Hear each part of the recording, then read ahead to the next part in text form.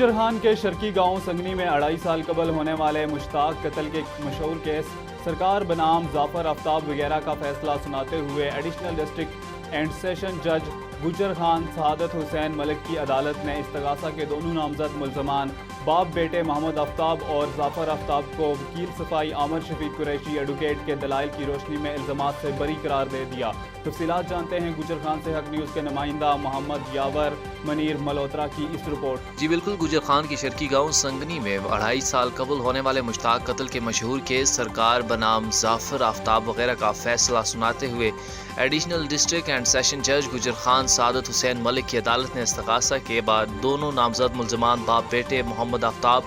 اور ظافر آفتاب کو وکیل صفائی عامر شفیق قریشی ایڈوکیٹ کے دلائل کی روشنی میں الزامات سے بری قرار دے دیا۔ افواج پاکستان سے ریٹائرڈ صوبیدار مشتاق حسین مقتول 4 بیٹیوں اور 1 بیٹے کے باپ تھے۔ 24 جنوری 2020 کو کوئٹہ کے وقت وہ اپنی بیوی تصویر جان کے ہمراہ اپنے مال وحشی چرا رہے تھے کہ کیکر کے درخت کی شاخوں کی کٹائی کے شاخسانہ پر کلہاڑی اور ڈنڈے کے بار سے موت کے کاٹ اتار دیے گئے تھے۔ وقوع کے گواہ مقتول کی بیوی تصویر جان کی طرف سے قتل کا یہ مقدمہ درج کراتے ہوئے